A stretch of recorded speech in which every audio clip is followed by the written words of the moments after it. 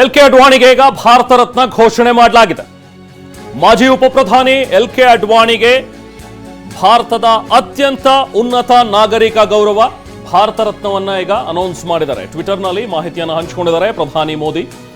ದೇಶದ ಅಭಿವೃದ್ಧಿಗೆ ಎಲ್.ಕೆ. ಅಡ್ವಾಣಿ ಅವರ ಕೊಡುಗೆ ಅಪಾರ ಅಂತ ಹೇಳಿ ಎಲ್.ಕೆ. ಅಡ್ವಾಣಿ ಅವರ ಒಂದು ಕೊಡುಗೆಯನ್ನ ನೆನಪಿಸಿಕೊಂಡಿರುವಂತಹ ನರೇಂದ್ರ ಮೋದಿ ಅವರು ಈಗ ಟ್ವೀಟ್ ಮಾಡಿದ್ದಾರೆ.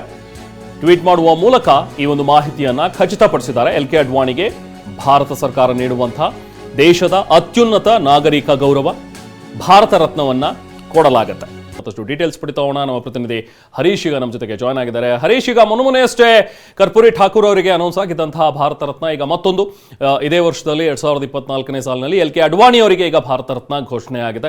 ಡೀಟೇಲ್ಸ್ ಏನಿದೆ, ಮತ್ತಷ್ಟು ಮಾಹಿತಿ ಏನು ಸಿಗ್ತಾ ಇದೆ? ಯಾಕಂದ್ರೆ ನರೇಂದ್ರ ಮೋದಿ ಅವರು ಸ್ವತಃ ಈಗ ಟ್ವೀಟ್ನಲ್ಲಿ ತಿಳಿಸಿದ್ದಾರೆ ಅವರು ಕಾಂಗ್ರ್ಯಾಚುಲೇಟ್ ಮಾಡಿರೋ ವಿಚಾರವಾಗಿ.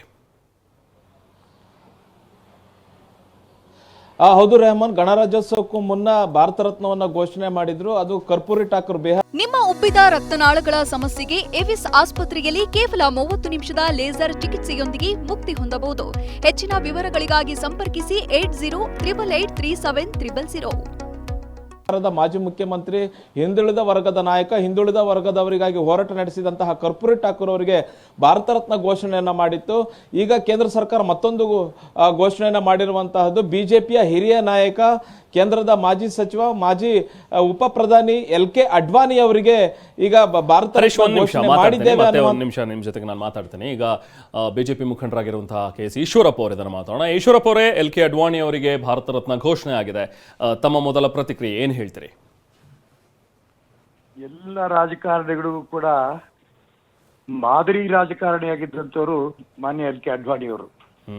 ಯಾಕೆಂದ್ರೆ ಅವ್ರ ಮೇಲೆ ಒಂದು ಆಪಾದನೆ ಬಂದಾಗ ಆಪಾದನೆ ಮುಕ್ತ ಆಗೋ ತನಕನೂ ಕೂಡ ನಾನು ಲೋಕಸಭೆಗೆ ಎಂಟರ್ ಆಗಲ್ಲ ಅಂತ ಹೇಳಿದಂತ ಒಬ್ಬ ಮಹಾಪುರುಷ ಮಾನ್ಯ ಎಲ್.ಕೆ. ಅಡ್ವಾಣಿ ಅವರು.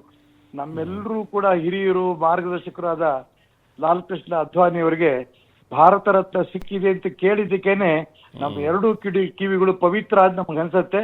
ತುಂಬಾ ಸಂತೋಷದಿಂದ ಅದನ್ನ ಸ್ವಾಗತ ಮಾಡ್ತೇನೆ.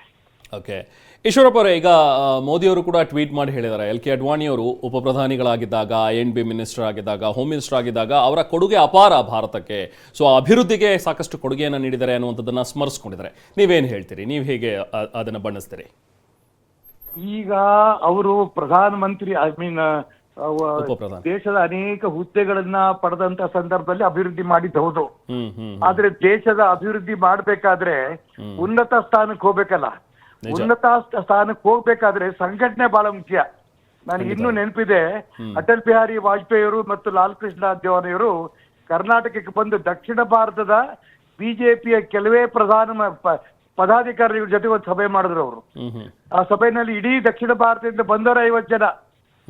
ಅಟಲ್ ಬಿಹಾರಿ ವಾಜಪೇಯಿ ಅವರು, ಲಾಲ್ ಕೃಷ್ಣ ಅದ್ವಾನಿ ಅಂತವರು ಅವ್ರ ಜೊತೆ ನಾವು ಕೂತಂತ ಸಂದರ್ಭದಲ್ಲಿ ನಿಜಕ್ಕೂ ರೋಮಾಂಚನ ಆಯ್ತು. ಇಂಥ ರಾಷ್ಟ್ರೀಯ ನಾಯಕರು ನಮ್ಮಂತ ಸಾಮಾನ್ಯ ಕಾರ್ಯಕರ್ತರಿಗೆ ಮಾರ್ಗದರ್ಶನ ಮಾಡ್ತಾ ಇದಾರಲ್ಲ, ಅದು 50 ಜನಕ್ಕೆ ಕೂರ್ಸ್ಕೊಂಡು ಅಂತ ವ್ಯಕ್ತಿ, ಅವರೆಲ್ಲರ ಪರಿಶ್ರಮ ಇವತ್ತು ನರೇಂದ್ರ ಮೋದಿ ಪ್ರಧಾನಮಂತ್ರಿ ಆಗೋದಕ್ಕೆ ಕಾರಣ.